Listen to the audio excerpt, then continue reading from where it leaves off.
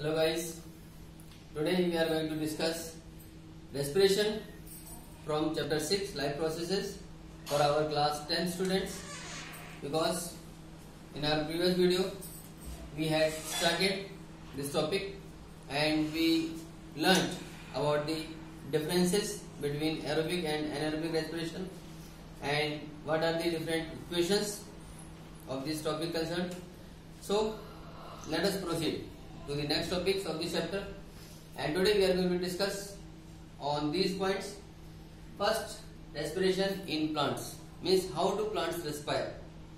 Then we will see respiration in case of animals who are simple unicellular animals. Then we will see how an earthworm respires.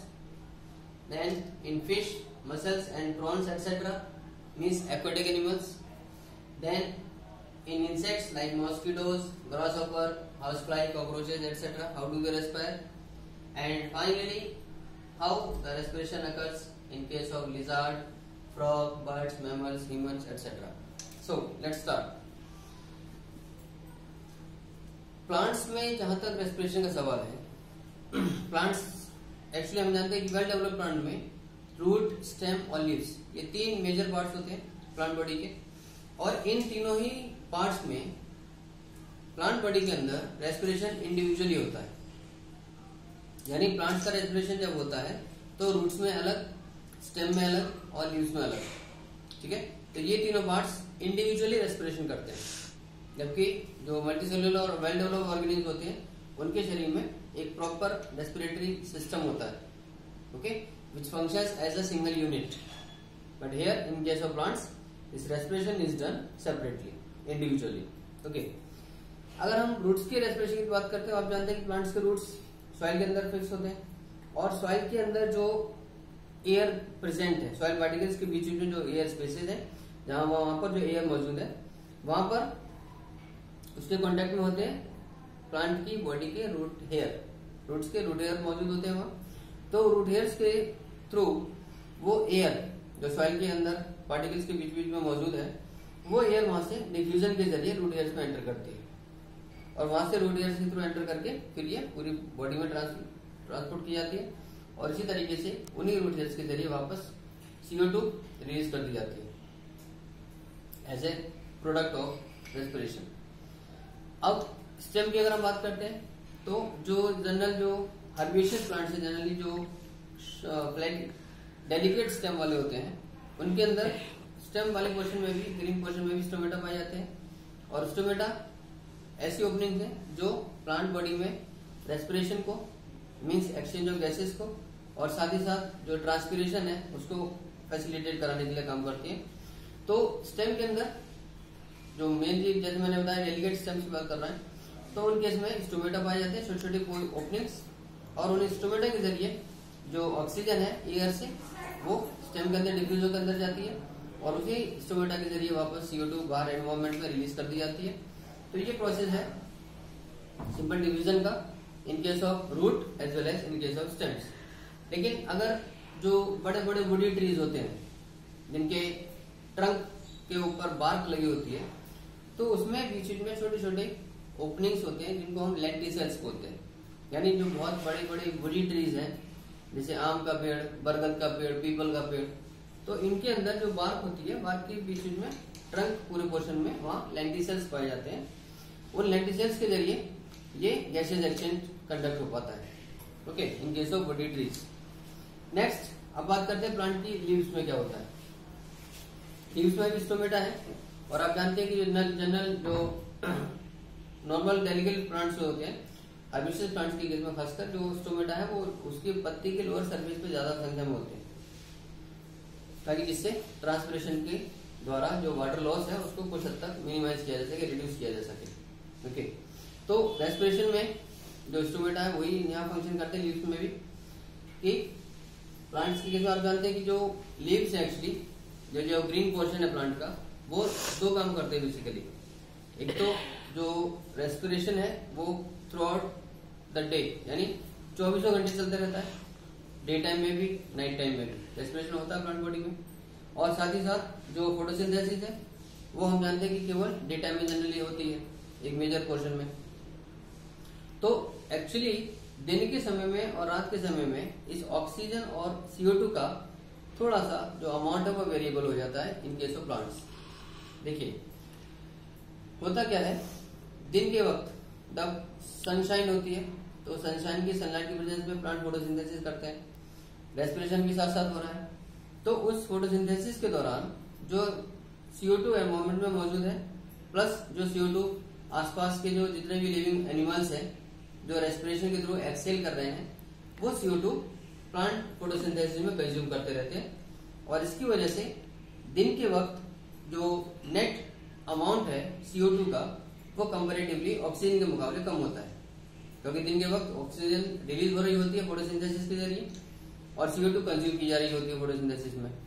तो overall होता क्या है, दिन के वक्त इसलिए जो ऑक्सीजन की अमाउंट है कंपैरेटिवली ज्यादा होती है CO2 के मुकाबले डे टाइम में। रात के वक्त क्या होता है, फोटोसिंथेसिस ऑलमोस्ट बंद, अब केवल रेस्पिरेशन चल रहा है। तो लिविंग बींग्स एनिमल्स हैं, ह्यूमन बींग्स है, वो भी रेस्पिरेशन कर रहे हैं, CO2 रिलीज कर रहे हैं। और जो प्लांट्स है रात में वो उनके फोटोसिंथेसिस बंद हो गई, वो भी रेस्पिरेशन ही कंडक्ट कर रहे हैं केवल। तो इस वजह से रात के वक्त CO2 की अमाउंट, जो नेट कंटेंट CO2 की अमाउंट है वो ज्यादा बढ़ जाती है in comparison to the oxygen, okay, amount of oxygen. तो इसलिए डे टाइम में ऑक्सीजन की अमाउंट कंपेरेटिवली ज्यादा रहती है और रात के वक्त फोटोसिंथेसिस के बंद होने की वजह से CO2 की जो अमाउंट है नेट क्वांटिटी वो ज्यादा बढ़ जाती है in comparison to oxygen, right. तो इस तरीके से वेरिएबिलिटी आपने देखा कि प्लांट के रूट में, स्टेम में और लीव्स में किस किस तरीके से रेस्पिरेशन होता है इंडिविजुअली, सेपरेटली। अब बात करते हैं चलिए एनिमल्स की। एनिमल्स में रेस्पिरेशन को लेकर काफी वेरिएशंस हैं। यानी अगर हम एक सिंपल यूनिसेलुलर एनिमल की बात करें जैसे अमीबा, पैरामीशियम, तो इनके केस में क्या होता है, जो सेल मेम्ब्रेन है उसी के थ्रू सिंपल डिफ्यूजन प्रोसेस के जरिए ही ये ऑक्सीजन सेल के अंदर एंटर करती है और CO2 सेल से बाहर जाती है, ओके। तो इसका मतलब ये हुआ कि जो सिंपल यूनिसेलुलर ऑर्गेनिज्म है, because they have only one cell in their entire body, तो उसी एक सेल से सेल मेम्ब्रेन के जरिए ये ऑक्सीजन और CO2 का एक्सचेंज होता है। और this is how they conduct their respiration process through simple diffusion with the help of cell membrane or plasma membrane, okay। Earthworm आप जानते हैं फाइलम एनिलिडा का मेंबर है। अर्थवॉर्म जो कि मिट्टी में ज्यादातर रहता है, तो उसकी जो स्किन है, बेसिकली जो मॉइस्ट स्किन है, उस स्किन को ही ये अपने रेस्पिरेटरी ऑर्गन की तरह इस्तेमाल करता है। यानी अर्थवॉर्म के केस में ये उसकी स्किन ही उसका रेस्पिरेटरी ऑर्गन है जो ऑक्सीजन को इनटेक करती है और CO2 को एक्सहेल करने में हेल्प करती है, ठीक है। तो respiratory structure of an earthworm is in skin. Now let's proceed to our next topic.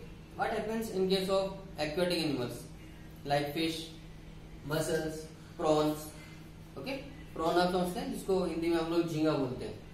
तो ये क्या है, इन एक्वेटिक एनिमल्स के केस में जो रेस्पिरेशन है वो एक्चुअली गिल्स के जरिए होता है ना। हम जानते हैं कि जो जितने भी एक्वेटिक एनिमल्स है ज्यादातर वो वाटर में जो ऑक्सीजन डिजोल्व है उसको यूज करते हैं अपने रेस्पिरेशन के लिए। तो इनके अंदर गिल्स पाए जाते हैं एज ए रेस्पिरेटरी स्ट्रक्चर। तो ये गिल्स वाटर के डिजोल्व ऑक्सीजन को इनहेल कराते हैं, बॉडी के अंदर पहुंचाते हैं और उसी गिल्स के जरिए जो CO2 है वो वापस पानी में रिलीज कर दी जाती है। So in case of aquatic animals like fish, mussels and prawns, they have gills as their respiratory organs, right। next अगला टॉपिक हमारा इन case of insects like cockroach, mosquitoes, house flies, grass hopper. In case of insects they have very tiny holes in their body, very tiny holes, and these holes are called as spiracles। और इसके साथ साथ कुछ air tubes पाई जाती हैं जिनको हम trachea बोलते हैं। तो इंसेक्ट्स के केस में बेसिकली जो उनकी बॉडी के ऊपर पाए जाने वाले छोटे छोटे टाइनी होल्स हैं यानी स्पाइरिकल्स जो है, और साथ ही साथ जो एयर ट्यूब्स हैं जिनको ट्रेकिया कहा जाता है, तो ये इनके रेस्पिरेटरी स्ट्रक्चर्स हैं, इनके थ्रू इनके अंदर रेस्पिरेशन कंप्लीट होता है, ओके। अब आते हैं अपने लास्ट टॉपिक पे। इन case of amphibians, reptiles, birds and mammals. देखिए इनके अंदर, इन सब के अंदर बेसिकली लंग्स पाए जाते हैं। यानी फिश क्लास स्पीसीज के बाद जो एम्फीबियंस, रेप्टाइल्स, बर्ड्स, मैमल्स, इन सारे क्लासेस के अंदर जो ऑर्गेनिम्स हैं, जो एनिमल्स पाए जाते हैं, इनमें लंग्स होते हैं, इनके रेस्पिरेटरी ऑर्गन्स। लेकिन in case of frog there is a very interesting topic, interesting fact कि फ्रॉग के अंदर, क्योंकि फ्रॉग हम जानते हैं क्लास एम्फीबिया का मेंबर है, तो फ्रॉग के अंदर रेस्पिरेशन होता है दो तरीके से। यानी आप जानते हैं कि मेंढक पानी के अंदर भी रह सकता है, जमीन के ऊपर भी रह सकता है। तो जब फ्रॉग पानी के अंदर होता है, when it is inside water, then it respires through its skin, means it is called as cutaneous respiration. Cutaneous respiration means respiration with the help of moist skin. ठीक है, तो जब मेंढक पानी के अंदर होता है तो उस वक्त उसकी स्किन उसके गैसेज एक्सचेंज में हेल्प कर रही होती है, और इसको हम बोलते हैं क्यूटेनियस रेस्पिरेशन। और जब वही फ्रॉग जमीन पर आ जाता है तब उसके लंग्स एक्टिवेट होते हैं, तब उसके लंग्स के थ्रू रेस्पिरेशन हो रहा होता है, और इसको कहा जाता है pulmonary respiration. Okay, so that's very interesting feature of this small creature. Cutaneous respiration through moist skin inside water, and pulmonary respiration by the help of lungs outside the water, that is on the land.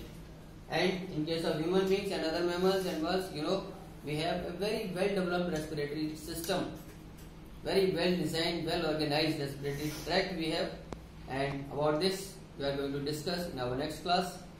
So guys, this is all for today. Keep doing your homework, all the index questions of your book, up to all the topics regularly.